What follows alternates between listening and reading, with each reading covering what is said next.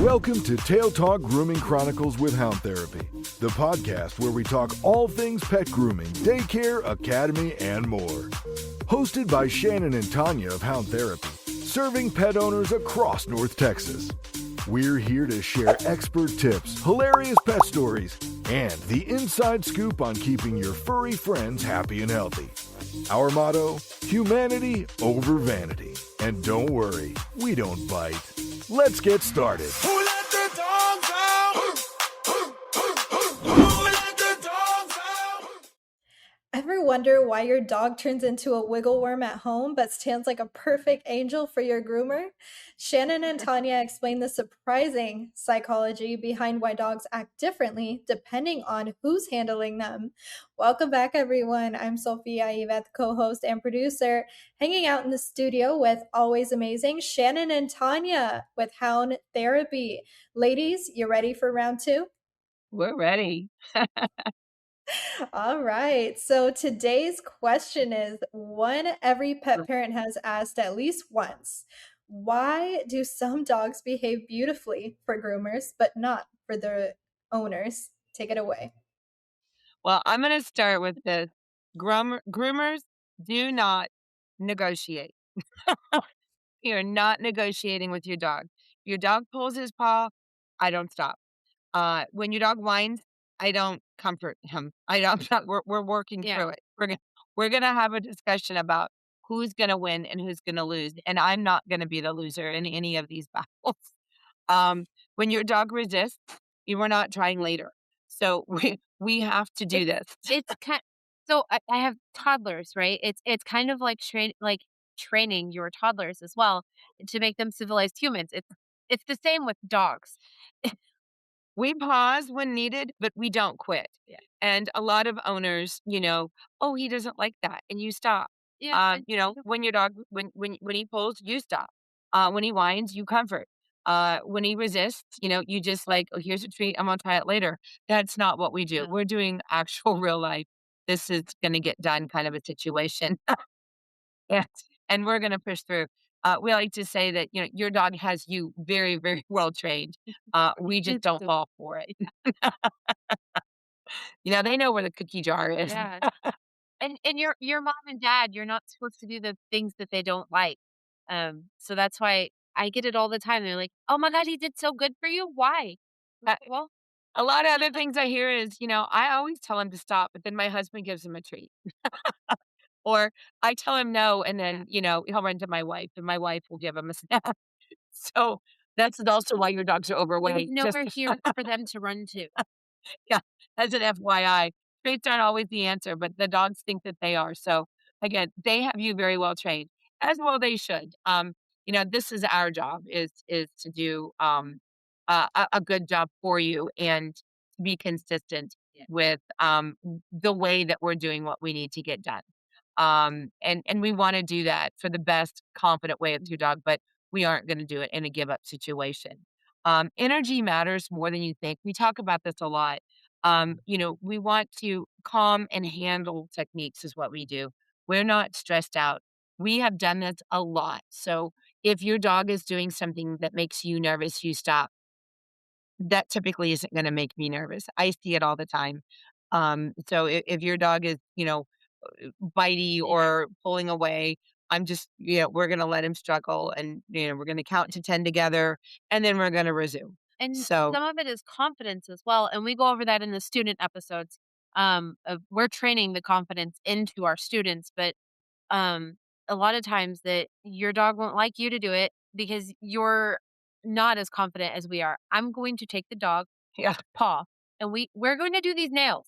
I know you don't want to do the nails, but we're going to talk about it through it.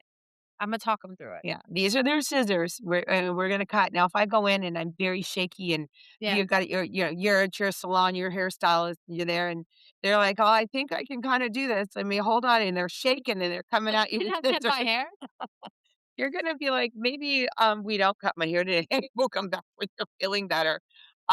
We don't have that. We don't hesitate. We know what we can do safely. We've been doing this a long time, and the dogs know that. So they give us a lot less attitude than they're going to give you.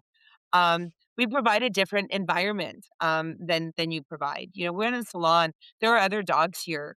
They're not going to necessarily show out here. Yeah. They might show out at home. They're not gonna do that here. They do act better for us. They don't have that home field advantage. Right. So they're a little out of their water. And you know, unsure footing. There's nothing like that to kind of put you in your place. And we speak dog. Yeah. Wow. Now, to help the pet parents out here, what tips can pet parents use to build more confidence and cooperation during at-home care? Let's say it's not magic.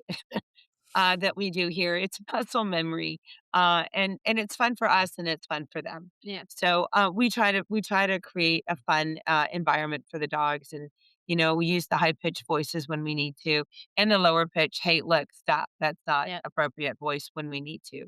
Um, so we're focusing on professional grooming techniques here, and we want to use our handling skills, and we want to use proper positioning, knowing pressures, when to release, how to hold a dog safely. We're not pulling their legs out, we're lifting up so it's a comfortable position. Um, so there's a lot of loving your dog isn't the same as knowing your dog. Yeah. They behave better for us because we're able to give them a better version of a quick resemblance. So Yeah. we're focusing on the behavior and a reinforcement um, over and over situation. We might lean into that with a slower version of it. Some dogs need a quicker version of it. We talk a lot about it, submission holds, or holding that dog. We're gonna love it in a way that is gonna allow it to understand that they are not the boss. We are the boss. We want them to be happy and healthy here. We're using sharp utensils and tools around their eyes and their, between their toes. They have to behave. They have to listen. Yeah. So, it's when we drop my our grandkids go to daycare, and her babies, and they're so excited to go see their Miss Monica at daycare, and they love it. They love They love going going there. so much. They don't love coming here as much all the time because we don't have the same structure Right.